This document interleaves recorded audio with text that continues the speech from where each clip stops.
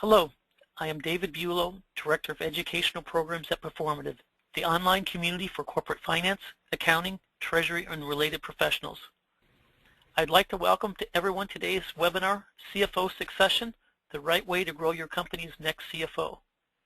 Chief financial officers know they will not stay in their current role with their current company forever. The CFO needs to ensure that his or her team has the right talent that can be called upon to replace them when they eventually leave the company or the role of CFO. Strong CFOs also know that they're only as strong as their weakest leader on their team.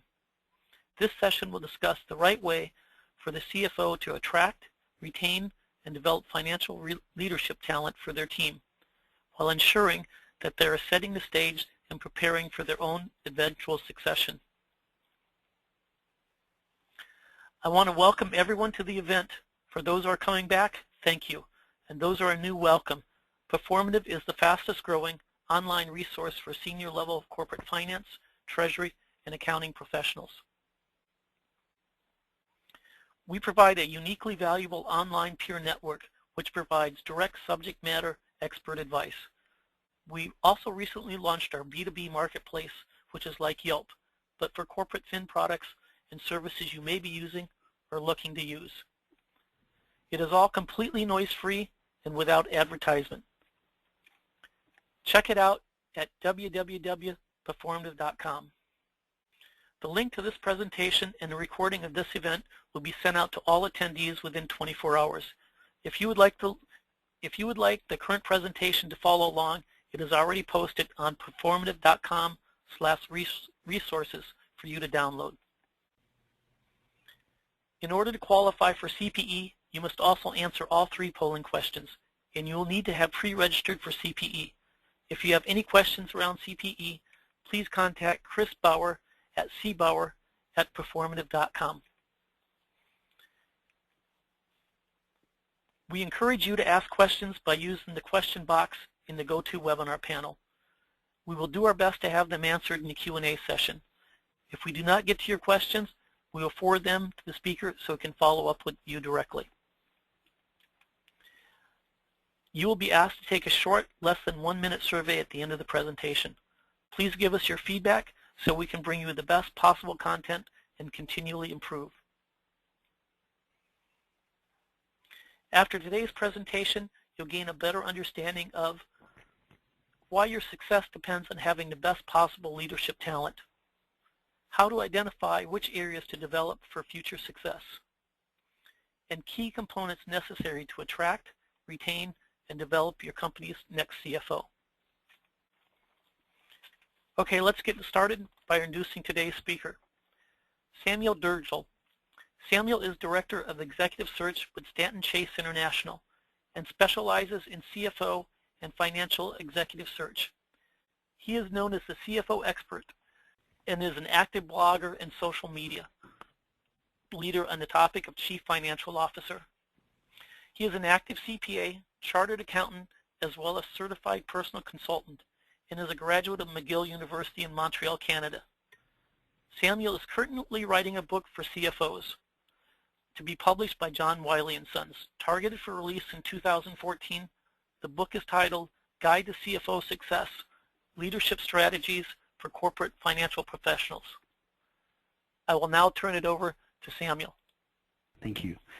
So, welcome, and thank you, David, for the kind introduction. I really appreciate you bringing me to your desk today. I'm sure you have a lot to do. Taking time and dealing with and learning about CFO succession will add value to you, your team, and your company. For those who don't know me, my name is Samuel Dergel. Like many of you on the call today, I started my career in a CPA firm. I also worked in industry as a senior financial professional before I decided to join the dark side, well, not the dark side, but become a recruiter. I have to tell you, I really enjoy executive search, and one reason that I enjoy it very much is because I get to deal with you. Now, not that you are always an easy crowd to deal with, but I must say that every time that I speak to one of you, I continue to learn. So Learning from you allows me to add value to you, your peers, and helping CFOs just like you build the very best teams for them and the companies that they work for. There are a number of you that do know me and have met with me either in phone or in person before, and I'd like to thank you for your continued confidence and support. I couldn't do what I do without you. Before we begin, I'd like to add a little perspective. The conversation we're having today is directed towards CFOs and the role of CFO. Now, a number of you aren't CFOs, but plan to be in the future. Just keep in mind that I'm talking to the CFO today, but tomorrow you will be a CFO today. And what you learn from the CFO, you can apply for yourself and as you continue. So generally the most popular reasons for CFOs leaving were they were tempted by another opportunity. Conventional wisdom says that many CFOs seem to think that the grass is greener on the other side. On a side note, I find that the average tenure of a CFO is generally 3 years, so you need to keep that in mind as well. Another reason why CFOs leave is conflict. Now, relationships are the heart to CFO success. I've blogged about it, and it's a key part of my upcoming book. CFOs don't thrive on conflict, because if they did, they would have become lawyers in the first place.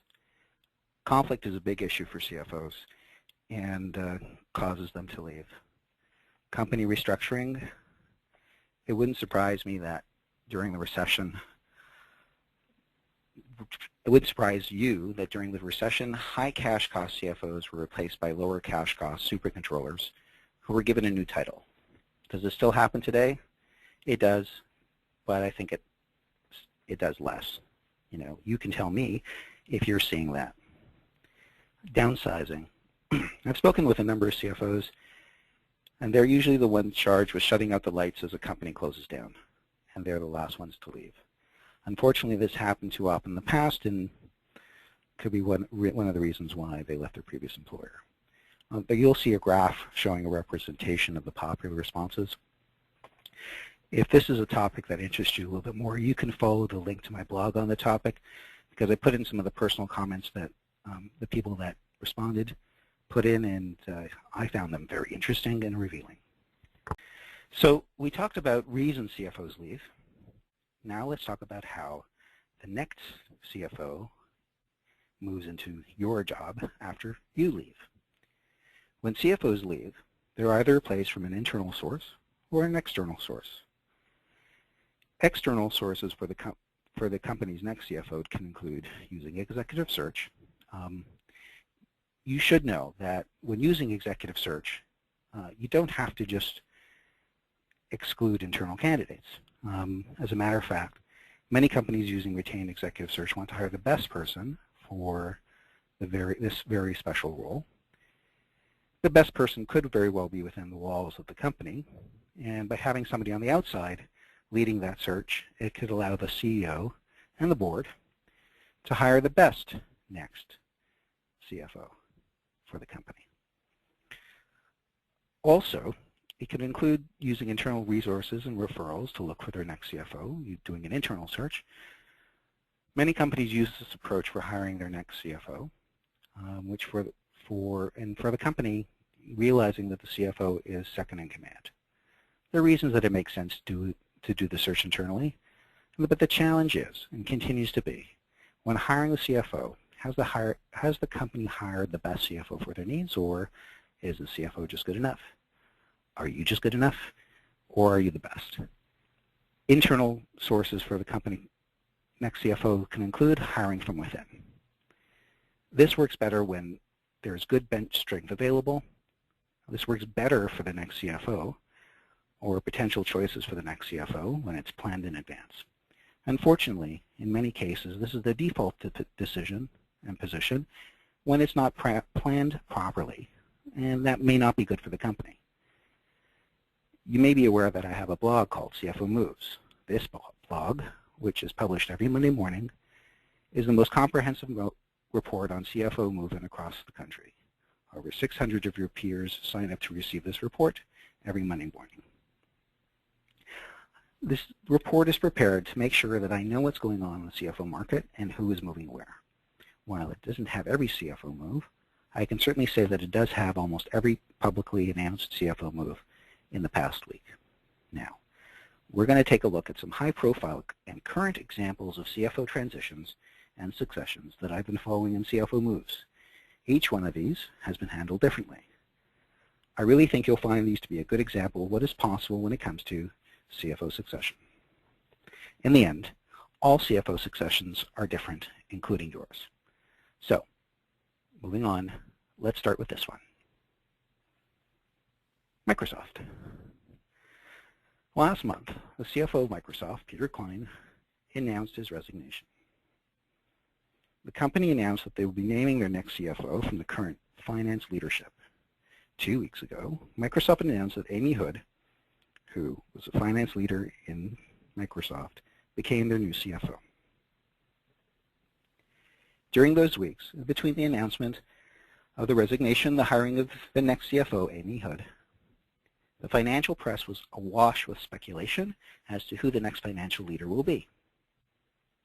In March, as part of preparing for my upcoming book, I happened to interview with one of the mentioned candidates in the press, Bill Kofod, the CFO of Skype. Skype is a business unit of Microsoft. When I spoke to Bill, I learned that Microsoft, under Peter Klein, was one of those companies that actually planned for the growth of their financial leaders and took action accordingly. So that's one example, recent example, of a CFO transition. The next company, another small company you may have heard of, is Apple. Now, this news comes from earlier this year, but the news didn't come from Apple. The news came from Xerox.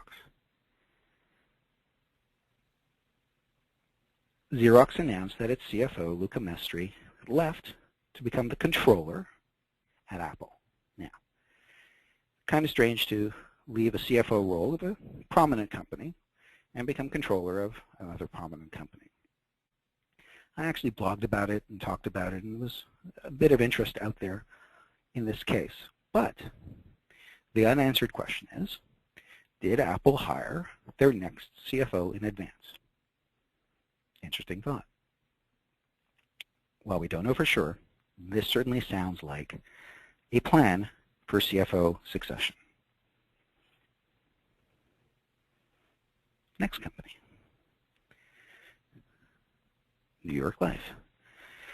This situation was the basis of an article on Performative by Sarah Johnson. The article whose name was Why Strong CFOs Know Who Will Replace Them. Sarah happened to interview me for the article, and things led to one to another, and that led to today's seminar. So I'd like to thank Sarah, and perhaps you'd like to as well. In March, New York Life announced what they called a long-planned succession of its CFO, Michael Sproul. And at the same time in the announcement, it announced its new CFO, John Florent, who would take over effective July. Now, they made Florent deputy CFO in October last year. So in this situation, we have a company that knew the CFO was going to retire and made the right choices internally, properly training and preparing the next CFO as deputy until they were ready to make the official announcement. As I see in CFO moves every week, this kind of detailed public information about how transitions take place does not get released often. Now, a couple of tangents. One, the role of deputy CFO, don't see often. However, though, it's a great tool and could be used in the right company, and maybe we should be seeing it more often. Another interesting tangent is in the past few years I saw what was called Chief of Staff for the Office of the CFO. Now, maybe a little bit different than Deputy CFO, but the idea is that there can be many ways of preparing the next CFO. Now, yes, it was a larger company that had a Chief of Staff, but imagine for a moment what your CFO role would look like if you had a chief of staff. I'm sure at this point in time you're thinking to yourself, chief of staff? I don't even have a personal assistant. Well, somebody has to control your budget better. Next, American Express. What I loved about this announcement a few weeks ago was that it wasn't a press release as much as it was a letter to employees and shareholders by the CEO. It seemed genuine, heartfelt, and grateful. And when I read it, I thought, man, it'd be nice to be recognized like that when I retire. But anyhow, when the announcement was made 3 weeks ago, it said that the CEO and CFO, quote, discussed their plans over the last few months and agreed that the company was in a good position for the CFO to retire at this time, which is nice. Now, isn't that the right way to leave? The announcement also mentioned that the CFO would assist in the search process. And wouldn't you like to be involved in choosing your own successor? So the CFO said that it would continue until a new CFO was in place. To me, this all around seemed like a class act. So keep in mind there are some examples of different ways of doing it. Now, we brought up high-profile companies, and it may not be what your company is like, but there's a plan. Let's talk about for a moment, before we go forward, let's review where we've been at. We talked about some of the reasons why CFOs leave. We talked about how CFOs can be replaced, and we gave some examples as to some actual CFO successions in recent time. To be able to replace yourself internally, you need to plan in advance and create strong financial leadership in your team. Now, what are the reasons that you need to prepare for an eventual succession? Well, two types of change that can happen: plan change and sudden change. Plan change includes things like retirement or moving on to another role in the company, like CEO role or COO role. I've even seen CFOs go into other roles like corporate development. CFOs may not want to stay CFOs forever within the same company.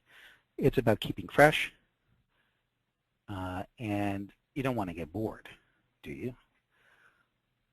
CFOs have some added responsibilities to them. Some CFOs are president and CFO, and some are COO and CFO, and these are things can be all planned changes. Now, sudden change happens often and without warning. One thing is you can get hired by another company. The opportunity of a lifetime can come, and if you plan it right, it will. And they want you to start in 2 weeks. It can happen, and it may even have happened to you in the past. How do you position yourself for that to happen? Well, that's another conversation. You might want to hang out, wait for my book about that. But you can be asked to leave. It may have happened to you before. It might happen again. And there are many reasons for this to happen. But like in any divorce, there are two sides to every story, and the truth is somewhere in the middle. I should tell you that I don't remember any CFO coming to me and telling me that they were let go because of something that they did or was their fault. Your company you can be in a position where you can no longer work. Your company can find itself in that position, and we've all used something along the lines of these words: you get hit by a bus. What happens if I get hit by a bus? Well, you have a responsibility not to, A, not get hit by a bus, and B, plan for if it happens if you do.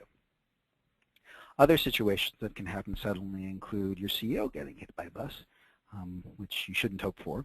But if that happens, and many times CFOs are the most capable and appropriate person to fill in, either in the meantime or for the future.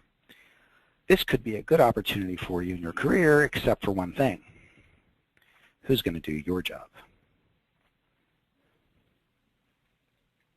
So, next slide.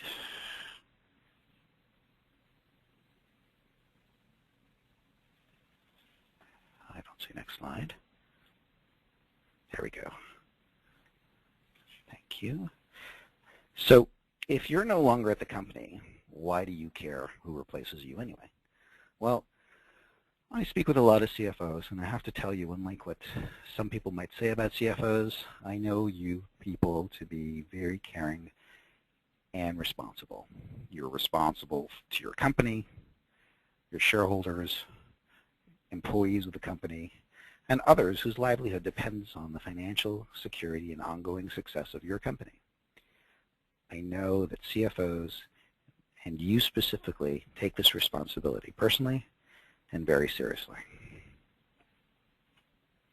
So, how do you end up going to replace yourself? Well, let's review. You can hire the next CFO like Apple did in advance. Again, for Apple's situation, I don't know for sure. I don't know for sure, but I am speculating based on the example. Or you can grow your very own CFO for the future. And if that's your plan, how do you grow your own CFO? Well, let's take a look at how we can do that, shall we? Okay, now this is a key slide, and we're going to spend a few minutes here. Growing your own CFO. Well, the first step is really about you. It's selfish. Now, if you build the best team for your needs, you'll be able to build for the future. So let's take a few minutes to talk about how do you build the best team for your needs. I don't think anything that I put up there is rocket science or you're not aware of, but it does take action, planning and action. It doesn't happen if you don't think about it, and you don't do it, you don't plan it. So remember, as CFO, you're only as good as the people that support you allow you to be. Now, you can't be everything to everyone in your company or outside your company yet.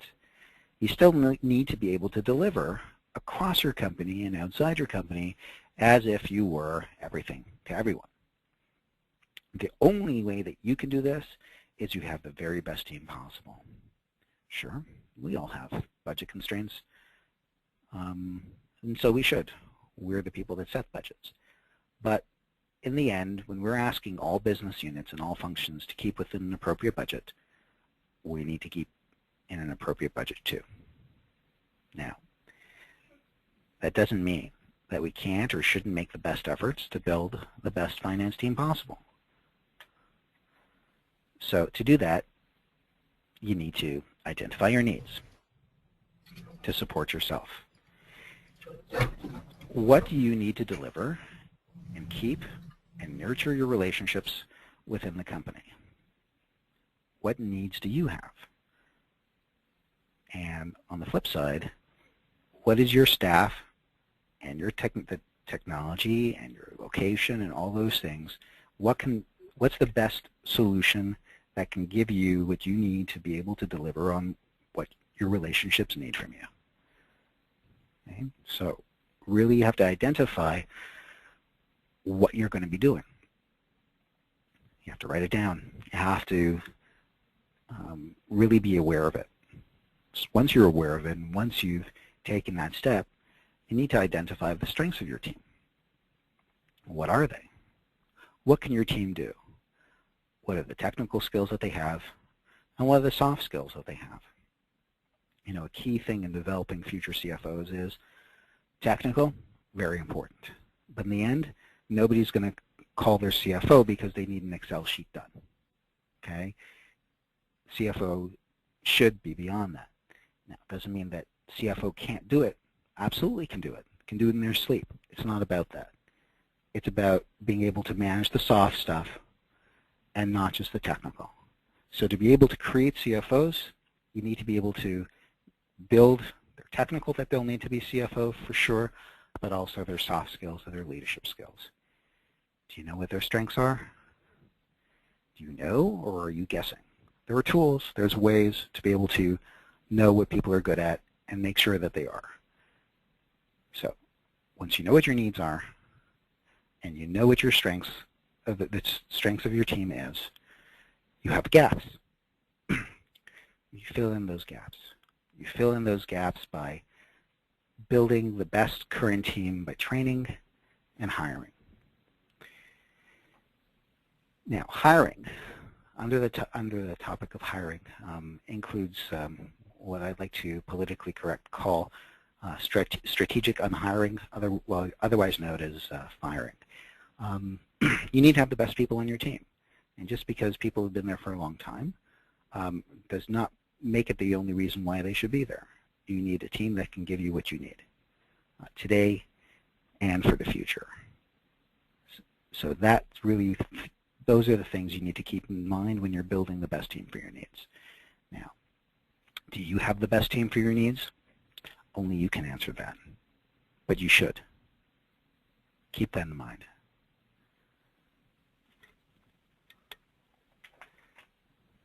Now, building for the future. You have to identify where you are, which if you've built your best team for your needs today, you know where you're at. You also have to know where your leaders can go in their career. What's their potential state? Where can they really go? Identify that, work with that. But also, remember, not every person in your finance group wants to become a CFO, and I can tell you from experience, not everyone should become a CFO. Now, there are many people on this call today that aren't CFO yet. Do you want to be a CFO? Do you really want to be a CFO? Think about it. I think it's a great move, but that's not your only career option. If you know what your strengths are and you know what you're good at, CFO may be the best option for you and may not be. Work with your current CFO and talk about it. So identifying the potential state where your CFO leaders, your future CFO leaders can go, not only includes what you think your leaders can go, but where they want to go as well, as we discussed. The question is, for the CFOs in the audience, is how well do you know your team? Do you really know your team? I'm not talking about every person on the team if you have a big team, but certainly your leaders. Do you really know what they're capable of? How well do you know them? My answer is, most probably, not good enough. So in the next step, you have to talk about development. Now, there's 2 points here, training and coaching. Very nice. But once you know what people are missing and where they need to go, you need to take the time and put the effort in to develop them. It doesn't happen by itself. As CFO, you need to be directly involved in this process. Training is one way to get them up to where they need to go. Training can be formal or informal. Now, CFOs, I ask you to take a look at your career and take a look at your most effective learning that you've done. My educated guess would be that you learned most when you had hands-on experience. Sure, courses are important, but there's nothing more important to development than learning by doing. Think of the learning opportunities you can give to your stars and future CFOs. Think about it. Make the time for them. Give them the opportunity to try and learn. Could mean failure. We've all learned from failure. Failure is not such a bad thing. Not that I advocate it, but we shouldn't be afraid of it. So, talked about training, and I'd like to talk about coaching for a moment.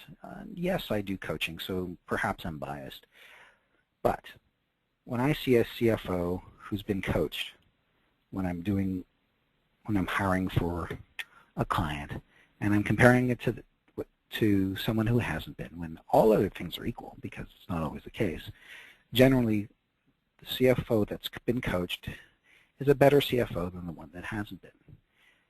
Now, what's the difference between coaching and mentoring? Well, mentorship is certainly a good thing, and some companies, and perhaps yours, has a formal mentoring process in place. This is certainly better than no mentoring, but I find the mentoring in and of itself may not be enough to help the finance professional with the potential to evolve to become a CFO. Coaching allows for CFOs and future CFOs to not feel alone.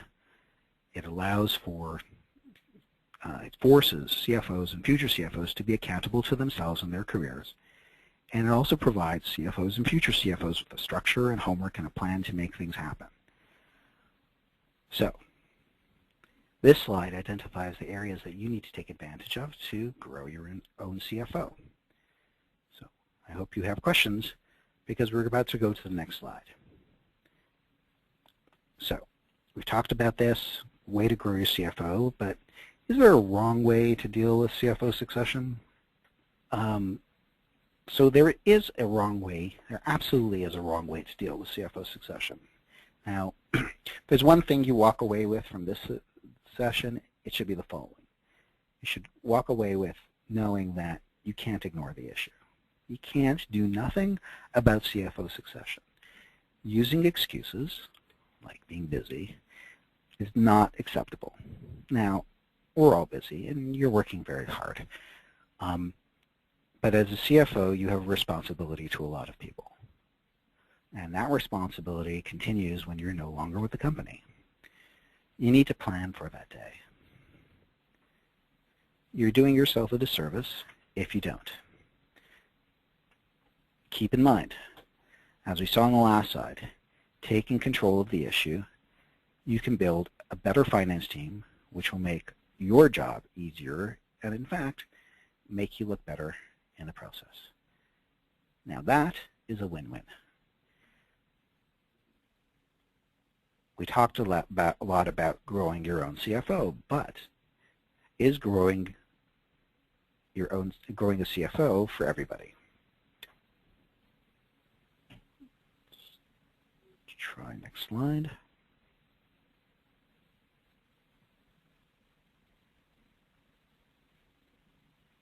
Thank you. No, growing a CFO is not for everybody. Now, there are smaller companies that may not be in a position to have anybody to replace them. That's just the way it is. So, CFO succession, growing your own CFO going to work? Maybe not. But there are also times when the CFO will need an outside CFO to come in. Strategically, it might be to get a fresh perspective. And just think about it for a moment as if you're a CFO and you've gone into a company. How many times have you, in a new situation, provided a fresh perspective to your employer in a difficult situation? So there are certainly companies that need a fresh perspective from the finance chair. Or it could be because the company needs new skills for a strategic change. Any company that's been private and is planning to go public, well, I'm sure you'll agree with me that a company on the path to IPO might need a CFO that's been there before. And as much as you'd like to gain from the experience and put it in your bag of tricks, it may not be best for the company.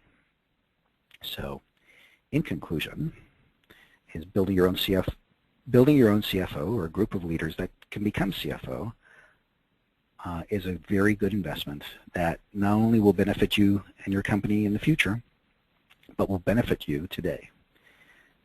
On that note, I'm through some of the pieces of the presentation. I'm looking forward to dealing with the poll questions and the Q&A, and I'd like to go to the next slide. Okay, so this is a little my contact information where you can learn about me. Just in case you forgot, my name is Samuel Dergel. Now, feel free to reach out to me at any time if you feel that I can add value to you or your company. Now, you don't have to keep this slide. If you ever want to reach out to me, you can always send me an email through my LinkedIn profile. I'd be very happy to respond. I do want to take a moment to invite you to take a look at my blogs and sign up if you're interested. The links are on the page. If you've never heard of Stanton Chase and would like to learn more about Stanton Chase, I invite you to visit our website, stantonchase.com. I really would like to thank staff at Performative for putting this together. I'm a big fan of Performative. David will be talking about the CFO Dimensions in New York in August. I plan to be there, So if you will, and I'm looking forward to shaking your hand and talking about things that you would like to talk about. Thank you very much for taking time out of your busy day. I look forward to speaking to you soon. I pass it over to David. Thanks, David. Great. Our first question from the audience, Samuel, is, what if I train my leaders to become CFO in the future, but they don't have an opportunity to become CFO? Then they just leave, and I wasted my time. Comment on that? Sure. You know, what happens if they stay and you don't train them? You're in a worse off situation. You know, GE is a great company. GE has trained many finance leaders who, in the end, don't stay at GE, but they take the GE way with them to the companies that they move on to, and that adds value to GE in the future. You just like, another way to look at it is, just like you're training leaders, some may stay and some may go, but you want to be able to have a choice.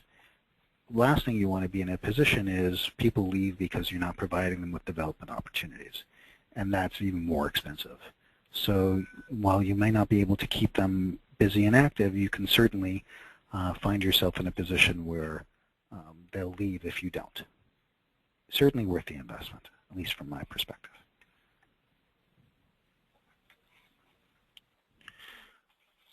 Next question is, what needs to happen to motivate creativity in executive hiring?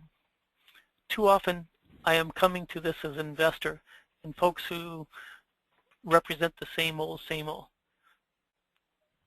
Creativity, could you repeat the question, please? Yeah, what needs to happen to motivate creativity in executive hiring? Okay.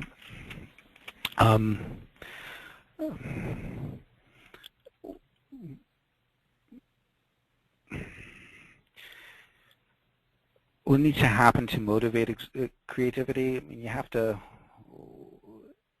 depends who's going to be doing the motivating.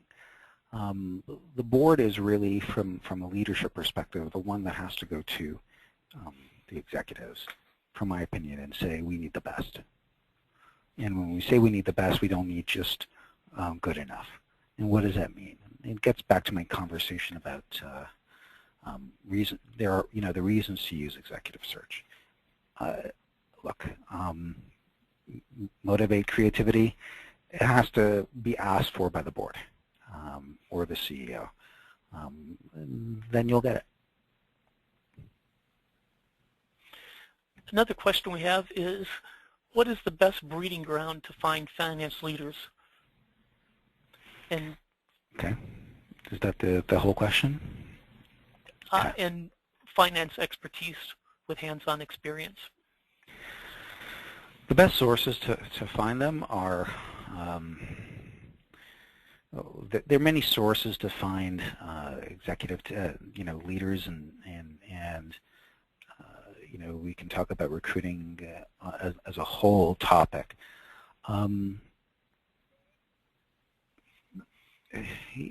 First thing is, I think you have to make yourself an inviting place to have people want to come and work for you. You have an impact on the reputation of your finance team. I dealt with finance teams that had poor reputations, that when I worked with companies looking to hire people, they didn't want to go work there because they knew that that company was not good to their finance people. You have to create a dynamic environment. You have to make the investment in your people, and you have to make yourself a place where they want to come to. Now, larger companies can do that. Smaller companies may be at a disadvantage. Where do you find the right people?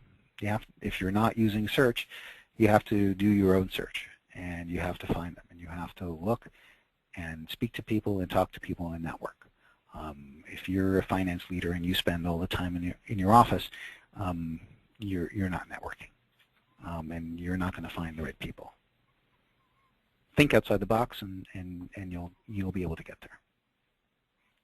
Okay, another question is, one of the key elements for public company CFO is investor relation.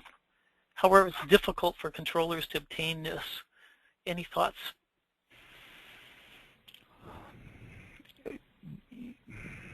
Well, it's always chicken or egg. I mean, it's you know, if I step up a moment is, you know, how do I become a CFO if I've never been a CFO before?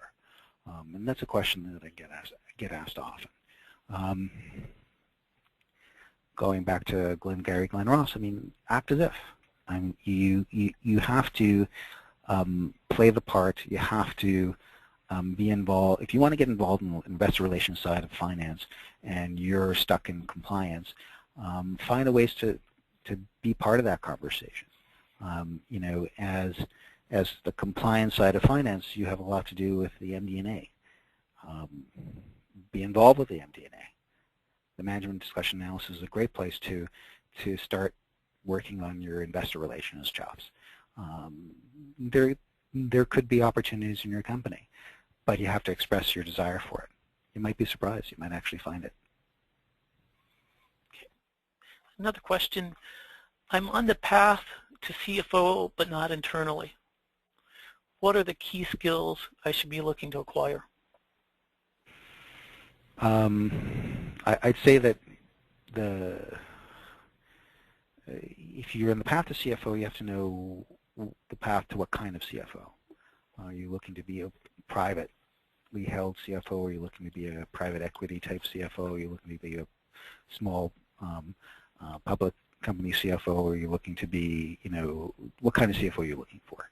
Identify what these people do, and, you know, again, identify your own personal gaps as to what you need to be able to accomplish. It really depends on what kind of CFO you want to be, but you know, you can learn those things. And there's really two parts. Technical is one part, no question. You need to add to your bag of tricks on the technical side to become a CFO in the future, for sure. But it's not just about that. It really is the soft skill side. Do you need to learn how to present? Do you need to learn how to negotiate? Do you need to learn how to take somebody to lunch? You know, too many finance people grow up behind a desk, and then one day they say, well, why am I not CFOs? Well, CFOs don't sit behind a desk. So, you know, get involved in operations, whatever the case may be. Just move beyond your comfort zone, because CFOs don't live in a comfort zone, as the CFOs on the call today can probably attest to. Great. Another question is, what is one of your favorite interview questions to assess integrity in a CFO candidate? Oh, I can't give away all my secrets. But favorite integrity, if integrity is important, I would want it, which it always is, but if it's really important for a certain situation, I'd ask, you know, everybody on this call has had integrity situations. Everybody on this call has had ethical situations. If you haven't, I don't believe you. Okay? So what I would ask is to have you talk about, rather than ask about it, I'd have you talk about it. And from that I would learn a lot. Maybe more than you'd want me to know, but I'd certainly learn a lot. Thank you, Sam, for that great insight today and discussion. We're sorry we couldn't get to all the questions, but we will work with today's speakers to get them answered for you directly after today's webinar. Last few housekeeping items before we end the webinar today, at which time we will launch the last of 3 polling questions. At the end of the webinar, you'll be prompted to participate in a short survey. We truly value your feedback and appreciate your time to help us continue to deliver great content. At that time, you can easily request a connection with Samuel with a click of your mouse.